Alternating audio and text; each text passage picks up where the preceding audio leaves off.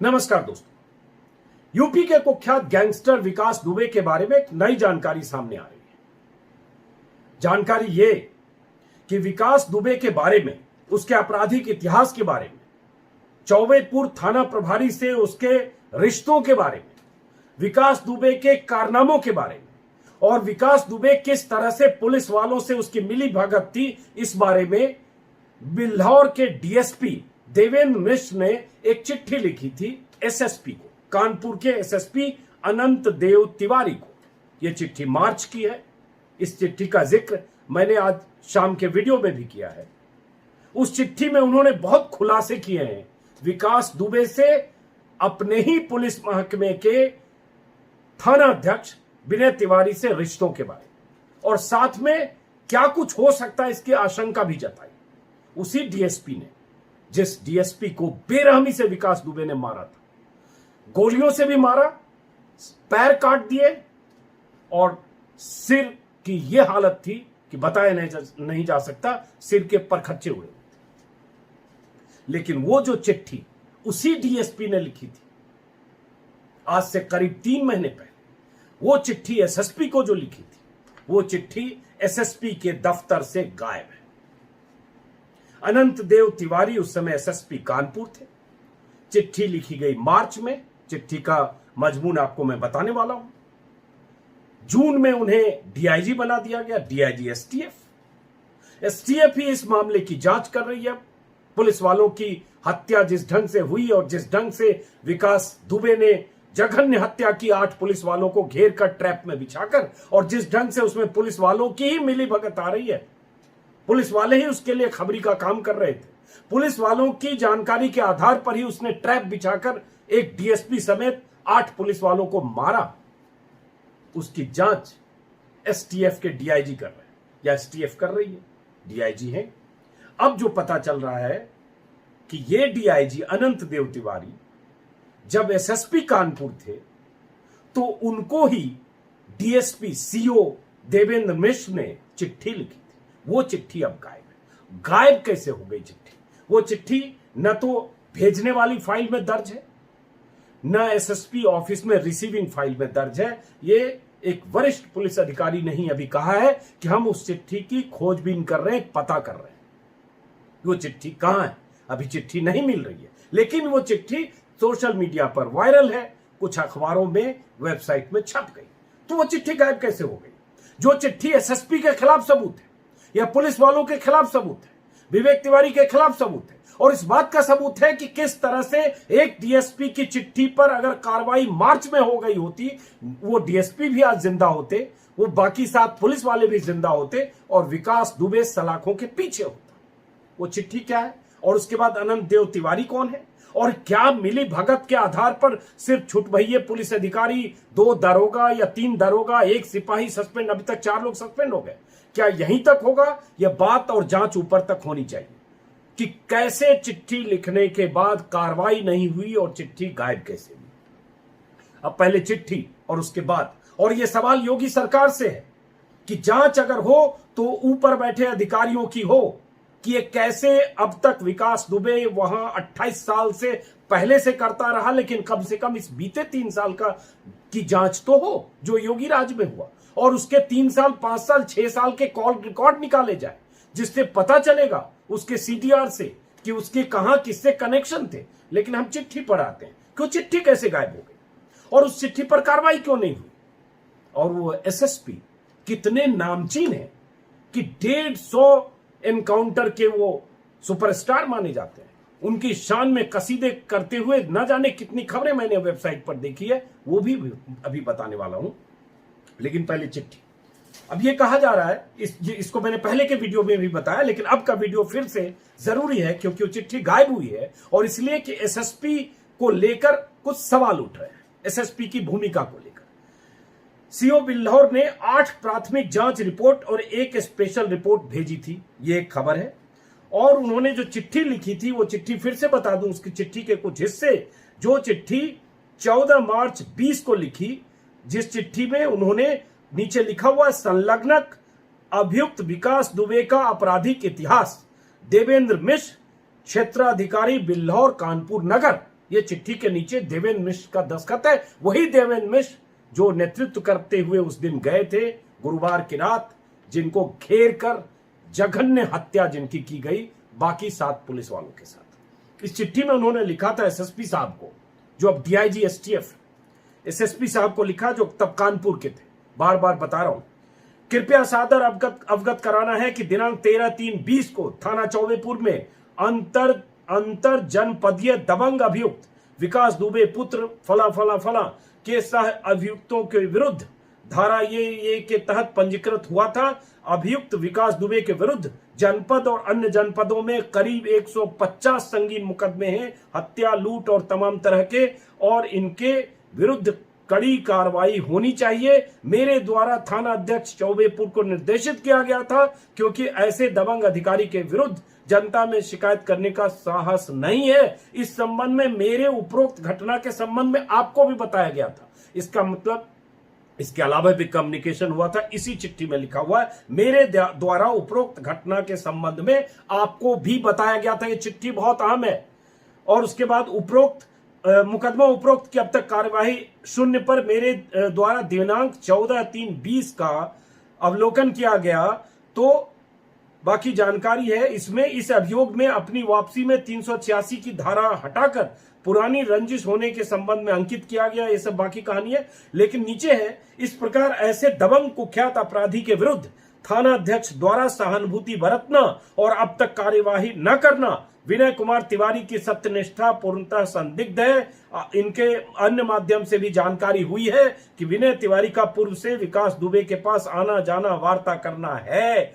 और आखिरी में, यदि थाना अध्यक्ष ने अपने कार्य प्रणाली में परिवर्तन न किया तो गंभीर घटना घटित हो सकती है। थाना अध्यक्ष विनय तिवारी के विरुद्ध उपरोक्त अभियोग में 386 धारा हटवाने और अब तक कोई कार्यवाही न करने के संबंध में कार्यवाही करने की संस्तुति की जाती है। ये चिट्ठी लिखा।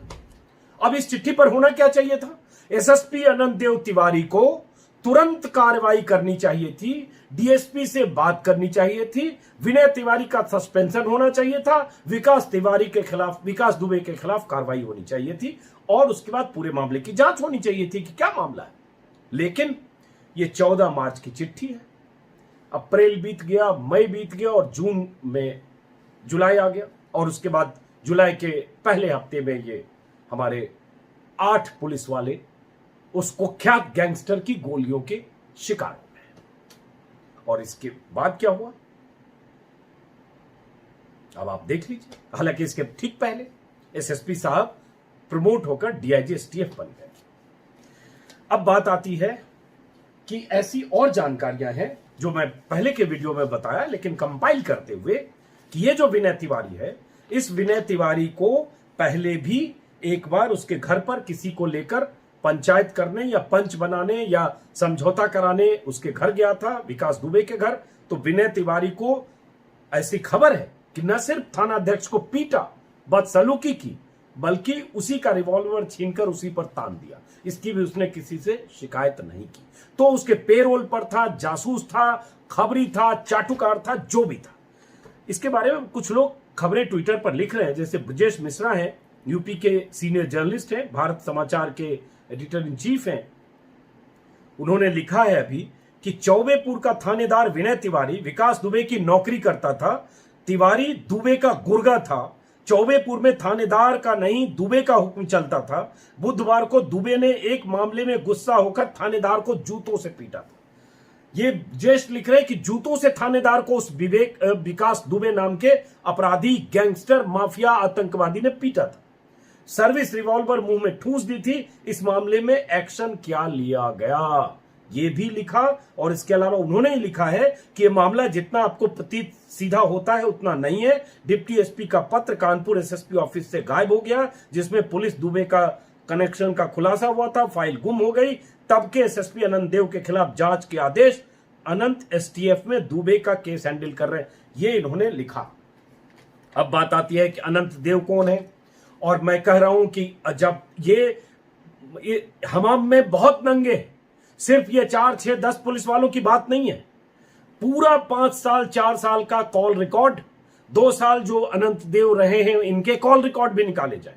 और ये अनंत देव बहुत बड़े चैंपियन एसएसपी रहे हैं, प्रमोटी है, उनका इतिहास बताता हूं। लेकिन सवाल उठता है कि जब तक बड़े अधिकारियों तक जांच नहीं पहुंचेगी, जब तक बड़े अधिकारियों तक बात नहीं पहुंचेगी, तब तक ये मान लिया जाए कि ठीक है आज ये मामला आया, कल फिर कोई मामला 5-10 साल बाद आएगा तो बात होगी। अब ये कौन है अनंत देव तिवारी? 1986 बैच के पीसीएस ऑफिसर हैं। 2006 में आईपीएस बने। अलग अलग अखबारों में देख रहा था इनकी तारीफें कितनी होती है। अपराधियों का यमराज कहा जाता है, एक वेबसाइट ने लिखा। एनकाउंटर स्पेशलिस्ट है, एक वेबसाइट ने लिखा। और यह भी लिखा कि 2017 के देश के जो टॉप 5 आईपीएस अफसर हैं उसमें इनकी गिनती हुई, क्योंकि इन्होंने अब तक 100 से ज्यादा एनकाउंटर, कुछ लोग लिख रहे हैं 150 से ज्यादा एनकाउंटर इन्होंने किए हैं। जिसमें एक है कि 2007 में चित्रकूट में जो कुख्यात डकैत ददुआ था, उसको जिस एसटीएफ टीम ने मार गिराया था उस टीम का हिस्सा थे। एक और ठोकिया था डकैत, उसको भी मार गिराया था। देश के धाकड़ आईपीएस अफसरों में इनकी गिनती होती है, प्रमोटी है, मैंने बता दिया। 2006 में इन्हें आईपीएस में प्रमोट किया गया। 2 साल कानपुर के एसएसपी रहे, अभी डीआईजी बने हैं। और इनकी शान में तरह तरह के कसीदे करते हुए हेडलाइन छपते हैं। और उसमें एक जानकारी ये है, अब बता रहा हूं आपको, जैसे एक पोस्टर वायरल हुआ था कानपुर में जनवरी 2019 में, जिसमें था कान खोलकर सुन लो, अपराध छोड़ो या कानपुर। और उसी में पोस्टर इनके नाम से था, हालांकि इन्होंने कहा मैंने जारी नहीं किया लेकिन मेरे विचार है। और उसी समय था कि एसएसपी ने थानेवार बनवाई टॉप 10 अपराधियों की लिस्ट। और अपराधियों की लिस्ट बना के और उसके बाद उन अपराधियों के घर पर मुनादी कराई गई। अपराधियों ने सरेंडर नहीं किया तो ऑपरेशन ऑल आउट के निर्देश दिए गए। एसएसपी को जिले में आए करीब 1.5 महीने हुए थे और अब तक, उस समय लिखा गया, 23 हाफ एनकाउंटर कर चुके। हाफ एनकाउंटर भी एक अलग कहानी है, उस पर कभी और वीडियो में, पैर में गोली मारा, हाफ एनकाउंटर, वो एक अपने आप में सस्पिशियस कहानी है। लेकिन कानपुर के जो टॉप 10 अपराधियों की लिस्ट बनी, उस लिस्ट में इस टॉप अपराधी का नाम नहीं था। अगर टॉप अपराधी का ही नाम नहीं है, जिस पर 60 से ज्यादा मुकदमे हो, जिस पर थाने में हत्या करने के मामले हो, जिस पर हत्या की कोशिश के 8 से 10 मामले हो, जो गैंगस्टर सबसे बड़ा हो शहर का, और उसका नाम टॉप 10 अपराधी में नहीं है, तो किसकी जिम्मेदारी है? ये एसएसपी की जिम्मेदारी है। एसएसपी अगर मुनादी करवा रहे हैं और उसके बाद अखबारों में, वेबसाइट में उनकी शान में कसीदे पढ़े जा रहे हैं, तो फिर विकास दुबे उस लिस्ट से गायब कैसे था? और विकास दुबे के खिलाफ अगर डीएसपी ने लिख के दिया तो एसएसपी ने कार्रवाई क्या की? एसएसपी से पूछताछ हो रही है क्या? क्या एसएसपी के खिलाफ कार्रवाई होगी क्या? क्या एसएसपी की भूमिका की जांच होगी क्या? ये सारे सवाल हैं, जांच से पता चलेगा मामला क्या है, एसएसपी बताएं। अब उसके बाद जो इसमें उनकी तारीख में जो छपा है कि 8 महीने में हाफ एनकाउंटर करने, 65 शातिर अपराधियों का उन्होंने हाफ एनकाउंटर किया। उसके बाद एक अखबार ने जून 19 में उनके बारे में लिखा कि रात में सड़क पर घूमता है यूपी का दयानायक महाराष्ट्र पुलिस का एक एनकाउंटर स्पेशलिस्ट पुलिस वाला था। तमाम प्रदीप शर्मा, दयानायक, इन सब से इनकी तुलना होती रही है और बहुत तारीफें होती है, बहुत तारीफ के बहुत सारे इनके वीडियो पोस्ट मैं देख रहा हूं। लेकिन सवाल उठता है, इतनी तारीफ, एनकाउंटर स्पेशलिस्ट, एनकाउंटर में किसको मारा उसकी लिस्ट, उसका कोलाज छपा हुआ अखबारों में, 50, 60, 70, कोई 150 तक बोल रहा है। और उसी शहर में जहां के एसएसपी हैं, उसी शहर में सबसे बड़ा गुंडा, इतना बड़ा गुंडा कि किसी लिस्ट में नहीं है, और वो 8 पुलिस वालों को मार देता है जिसमें डीएसपी शामिल है। और उस डीएसपी को भी मार देता है जो डीएसपी उसी गुंडे के खिलाफ उसी एसएसपी को चिट्ठी लिखकर, गोपनीय पत्र लिखकर बताता है कि यह कितना बड़ा अपराधी है, और पुलिस महकमे में उसके जासूस खबरी हैं। और अब कहा जा रहा है कि 24 ऐसे पुलिस वाले हैं जो गद्दार हैं, जिनकी लिस्ट निकाली जा रही है, जिनके कॉल डिटेल निकाले जा रहे हैं। लेकिन 24 वो छुटभइये हो सकते, बड़े ऊपर और कितने लोग हैं? और ये कानपुर एक कहानी है। अगर जांच होने लगे तो यूपी के 75 जिलों में, न जाने कितने जिलों में ये अपराधी और पुलिस का नेक्सस निकलेगा। ये नेक्सस एक कानपुर तक सीमित नहीं है, ये बहुत बड़े लेवल पर होता रहा है, दशकों से होता रहा। मैं ये नहीं कहूंगा कि सिर्फ 3 साल से हो रहा है, सिर्फ ये इसकी विकास दुबे की जो यात्रा है, आपराधिक यात्रा, वो 30 सालों की है। हर सरकार के समय सपा से भी रिश्ते रहे, बीएसपी से भी रिश्ते रहे, बीएसपी की नेता को लेकर क्या कहता रहा है या बीएसपी को लेकर इसकी क्या राय रही है और कैसे अपने राजनीति के बारे में बात कर रहा है, एक दूसरे वीडियो में मैंने बताया है, वो उस वीडियो का जरूर देखिएगा। उस वीडियो में विकास दुबे का इंटरव्यू है जो 2006 का इंटरव्यू है, हमारी टीम ने किया था, तब न्यूज 24 की टीम ने किया था, वो इंटरव्यू भी देखिएगा। अब इन्हीं सवालों के साथ कि मेरा सिर्फ इतना कहना है और ये गुस्सा है कि 8 पुलिस वालों की मौत में एक वो पुलिस वाला भी था, एक वो डीएसपी भी था जिसने पहले ही चिट्ठी लिखी थी कि अगर कार्रवाई नहीं हुई तो कुछ हो सकता है। वो डीएसपी तो मारा गया, पैर काट लिए। अब ये भी कहा जा रहा है कि आपसी रंजिश ऐसी थी कि ये जो विवेक तिवारी है इसी ने पूरा ट्रैप बिछाया। विवेक तिवारी ने ही कान भरे विकास दुबे के, विवेक तिवारी ने ही बताया कि तुम्हारी जान को खतरा है। यह भी कहा जा रहा है कि विवेक तिवारी ने इन्फॉर्म किया था कि तुम्हारा इनकाउंटर हो सकता है। विवेक तिवारी ही लगातार नाराज रहता था अपने डीएसपी से क्योंकि डीएसपी ने उसके खिलाफ चिट्ठी लिखी थी।